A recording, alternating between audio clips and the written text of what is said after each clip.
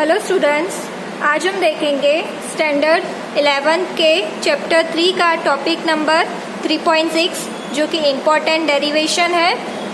इसके जो 3 सूत्र मिलेंगे वो आपको याद रखने पड़ेंगे, वो आपको 12वीं में और उदाहरण में काम आएंगे।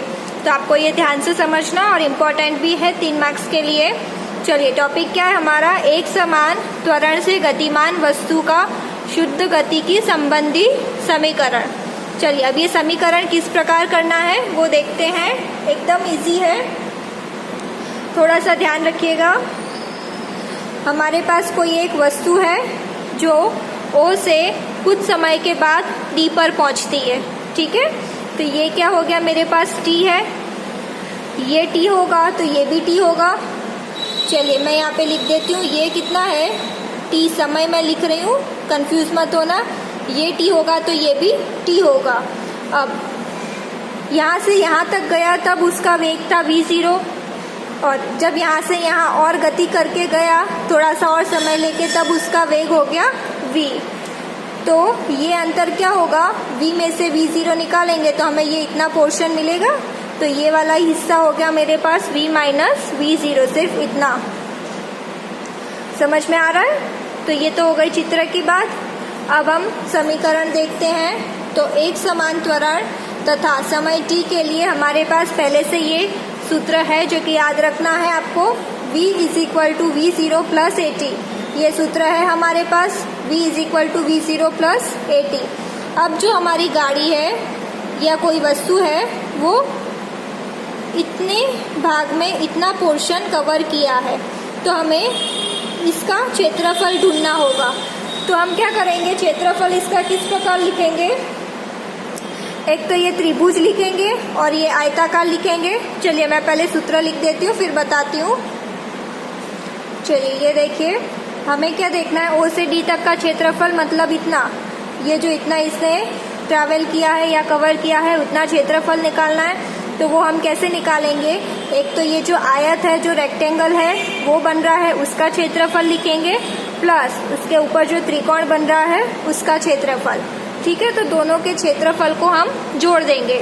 वापस से आयत रेक्टेंगल का क्षेत्रफल और त्रिकोण ट्राइंगल का क्षेत्रफल, दोनों के क्षेत्रफल को जोड़ेंगे तो हमें ये पूरा इतना पोर्शन मिल जाएगा, ठीक है। चलिए, तो आयत का क्षेत्रफल हम कैसे निकालेंगे? आयत का क्षेत्रफल क्या होता है? L गुणा B, ये होता है, आपको पता होगा। तो यहाँ पे ये और ये मैं लिख दूँ तो ये तो है मेरे पास v0 और ये कितना है, t है। तो क्या होगा, v0 t। आयत का हो गया, ये करते हैं ना लंबाई गुणा चौड़ाई, उस तरह से ये हो गया v0, ये हो गया t। प्लस त्रिकोण का क्या होता है, 1/2।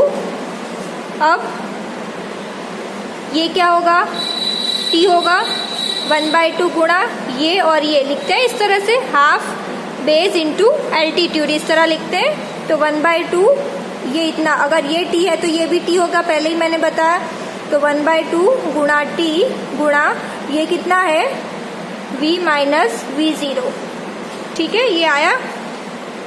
अब इसमें मैं क्या करूँगी, सबसे पहले ब्रैकेट खोलेंगे, v0t प्लस 1/2, यहाँ पे होगा vt माइनस v0t होगा। मैंने ये ब्रैकेट खोला और t को अंदर मल्टीप्लाई किया है, तो ये हो गया vt माइनस v0t। अब मैं लूँगी LCM, तो LCM क्या होगा, 2 इधर आएगा, 2 v0t plus vt minus v0t, और नीचे क्या आएगा, 2 आएगा। अब यहाँ पे देख सकते हो आप लोग कि 2 v0t में से एक t गया तो क्या बचेगा, vt प्लस v0t अपॉन 2।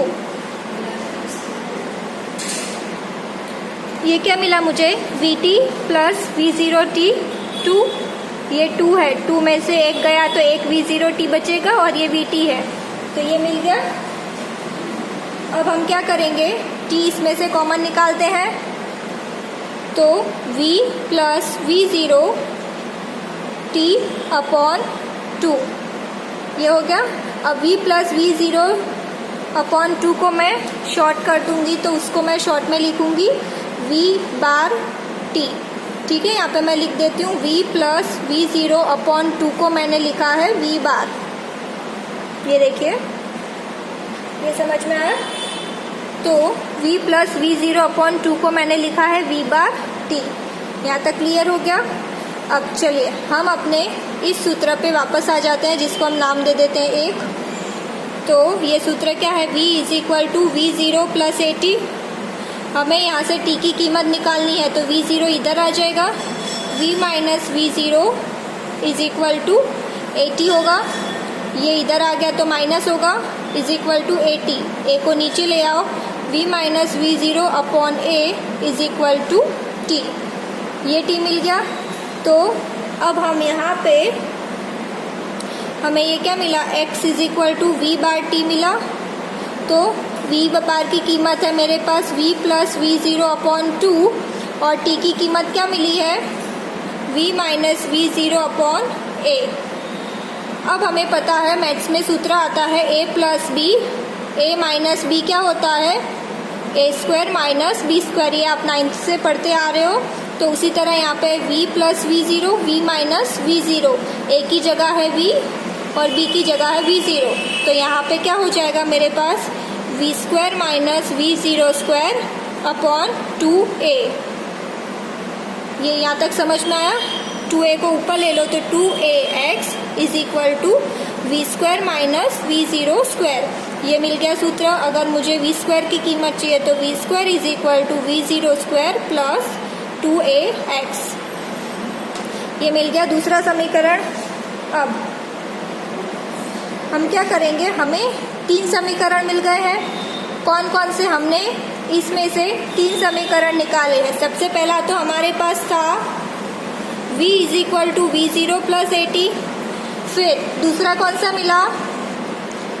दूसरा है ये वाला v square is equal to v0 square plus 2ax। ठीक है, ये 2 हो गए। अब तीसरा कौन सा है? तीसरा देखिए, हम यहाँ से देखेंगे। ये वाला जो हमें पोर्शन मिला था, ये हम यहाँ लिखते हैं v0t plus 1/2 vt minus v0t। ये मिला था हमें x इज इक्वल टू। अब इसमें से मैं अगर t को कॉमन निकालती हूँ तो v माइनस v0t होगा। अब v माइनस v0 क्या होता है? at, जो कि यहाँ से मिलेगा। a अगर ऊपर जाएगा तो v minus v0 is equal to at लिख सकते हैं। तो यहाँ पे at और ये दूसरा t है तो t स्क्वायर होगा। तो x is equal to v0t plus half at square. ये मिल गया मुझे तीसरा। ठीक है, तो ये मिल गए मुझे 3 समीकरण जो कि हमने इसमें निकाले हैं। ये पहला, दूसरा और तीसरा। ठीक है, ये तो बात हुई जब हमारे पास कोई वस्तु x स्थिति में हो तब। अब हम इसमें ही दूसरे केस की बात करते हैं। चलिए, अब हम मानते हैं कि क्षण t इज इक्वल टू 0 पर वस्तु की स्थिति शून्य नहीं है। ठीक है, शून्य न हो, कुछ x0 हो। तो अगर x0 कोई स्थिति हो तब हमारे सूत्र क्या बनेंगे?